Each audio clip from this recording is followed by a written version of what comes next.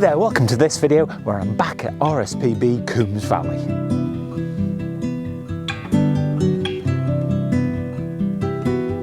So RSPB Coombes Valley is my local RSPB nature reserve. Now I've been here quite a few times, but this is the first time that I've been here this year. Now I've just talked to some of the wardens and apparently the Redstarts and the Flycatchers are back again. So I'm hoping to see those today. And I've also brought my pop-up hide, which I'll show you later in the video. So let's get into the reserve, and I know that I'm really going to enjoy my photography.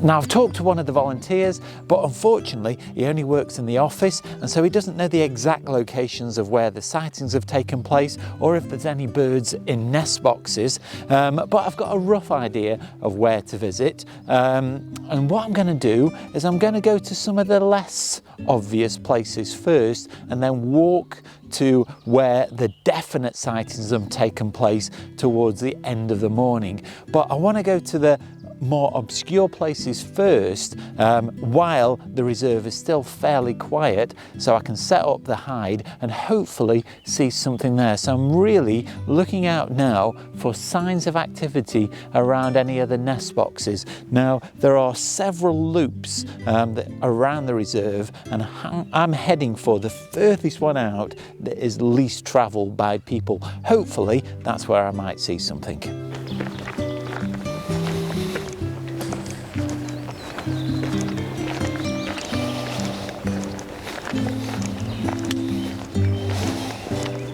Now this is editing me popping to you from the future, just to let you know that I did eventually see some pied flycatchers, so it is worth staying to the end of the video, but it's also a good opportunity just to remind you that if this is your first time visiting the channel, then you can make sure you stay up to date with all of my future releases by clicking the like, subscribe and the bell notifications.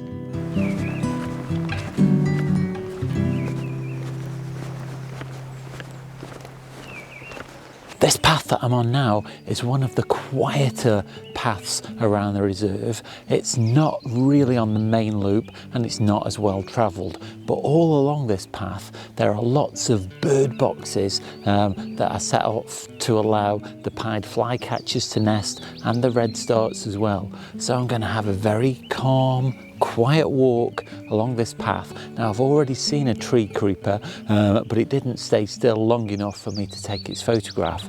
But if I'm very calm and very quiet, I should see quite a few things along this path, so fingers crossed.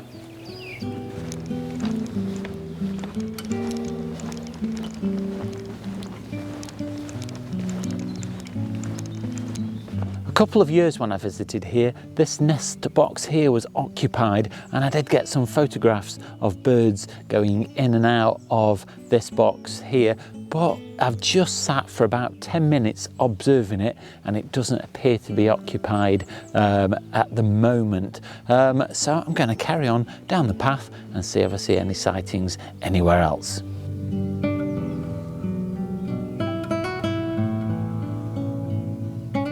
Now, as of yet, I'm not having a great deal of luck. I've had a few sightings.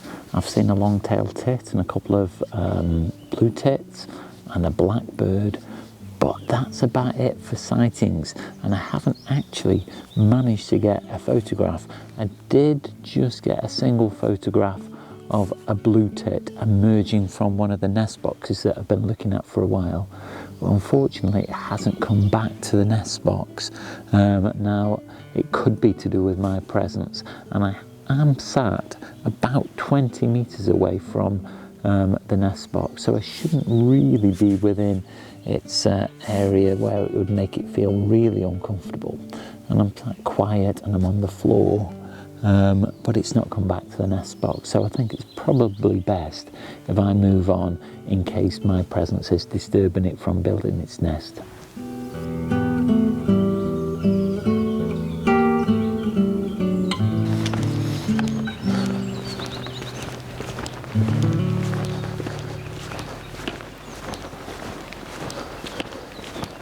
I have been hoping to spy some regular activity so I could set up my hide and then sit and watch it, but as of yet I've still not seen anything. So because I know this area here is quite quiet and there's no particular wildlife about, I'll just set it up now just to give you an idea about what it is and what it looks like. Now it comes in this backpack that I've been carrying around with me today, and what it does is it folds out to make a pop-up hide that sits two people. Now I picked a two-person hide purposely just to give me a little bit of room inside in case I've got a camera bag and the tripod. There's a strap just here that you unclick and then it unfolds and you get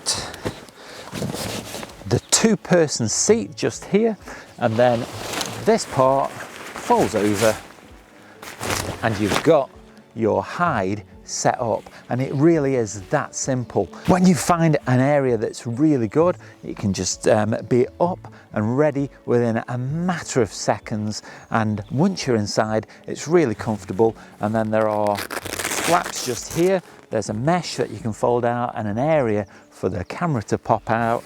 There are vents at the side that you can see out, and there's also one at the back as well, so it's really versatile. But what I like about it is it's pretty lightweight. It's not really affected me carrying it around so far today, but as you've seen, it's erected in a matter of seconds, and if I was to find something happening from a wildlife point of view, I could be inside taking photographs without a great deal of disturbance.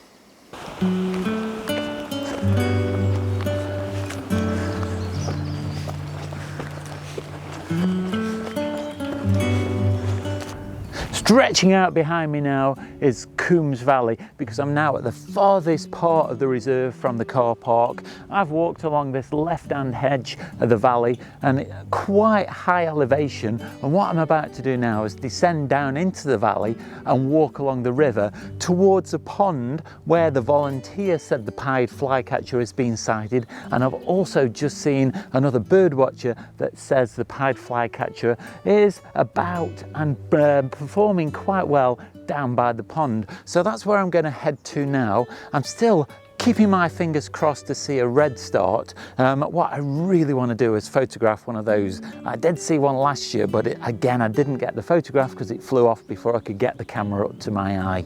So hopefully we'll see the pied flycatcher down at the pond, and maybe tantalisingly even the redstarts that have been sighted so far this year.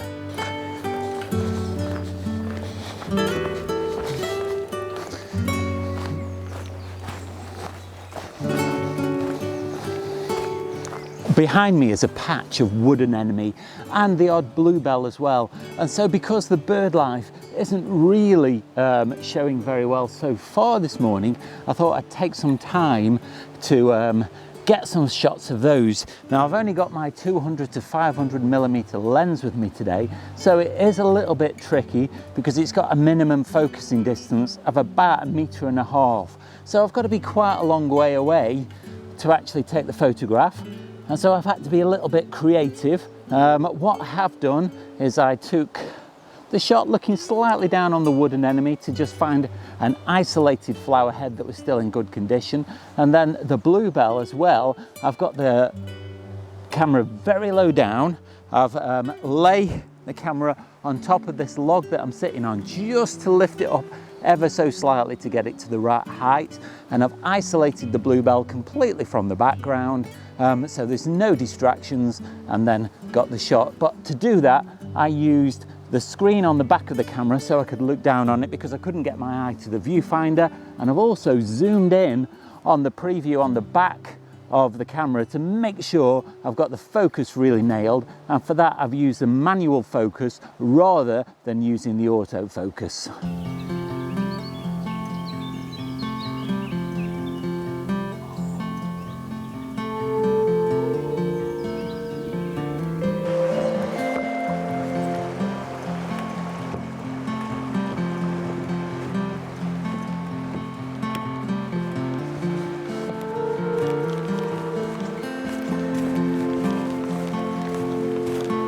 Coming back to the same location many times might seem pointless to some people, but for me it's an opportunity to see different things. I particularly want to see that redstart and photograph it that I mentioned earlier in the video that I've not yet managed to photograph. It has been seen around the reserve, so it's just a matter of time, and I'm still hopeful to see the pied flycatcher later today as I get down to the pond, which I'm not too far away from now. But also coming back at different times of the year enables you to see different things. At the moment we're in mid-spring, so the leaves haven't fully come out on the trees yet, so it's a great time for taking photographs of birds because they're not hidden by the leaves in the canopy of the trees. So it's perfect time for photography.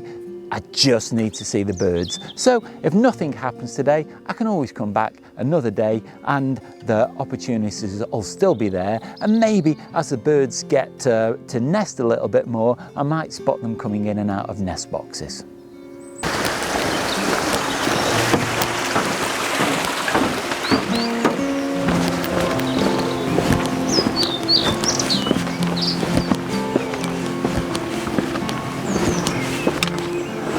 So I've made it to the area that's known as a pond, even though it's not particularly pond-like. I think the pond has probably sprung a bit of a leak. There's a little bit of water over there, but I wouldn't really call it a pond. But this is where the pied flycatcher has been seen fairly regularly. Now there is a nest box just here that apparently it comes and has a look at quite a lot. So I've set the camera up and I'm just going to sit quietly for a while and hopefully we might see it.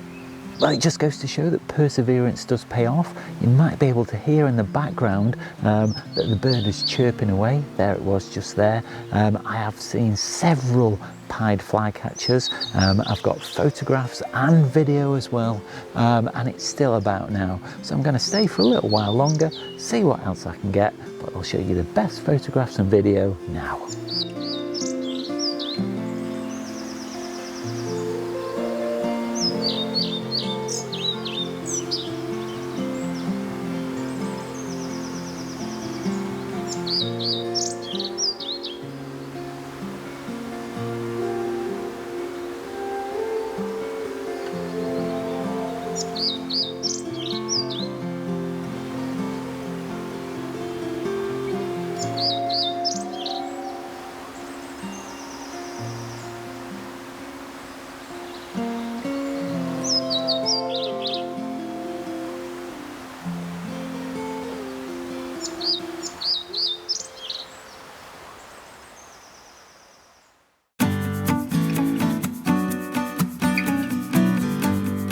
I was really prepared today to have to come back for another shoot, thinking that I wouldn't actually get any photographs of birds, but the sightings proved correct, and sitting by that pond there really did pay dividends, because within about 5 minutes of sitting there I started to see the pied flycatchers, and then they just kept coming and landing on branches. At one point they landed on a fence about 2 meters away from me, but I just couldn't turn the camera quick enough and focus on it, on this pied flycatcher that landed on the fence, and that's just the way it goes. I have also heard some redstarts, but I've not seen them at all to take the photograph, other than one very quick glimpse right in the top of a tree, which was very quick and I couldn't get its photograph, so maybe another time. Well, if you have enjoyed this video, then do let me know down below in the comments, or nip over to my Vero account, that's at Oakden Photography.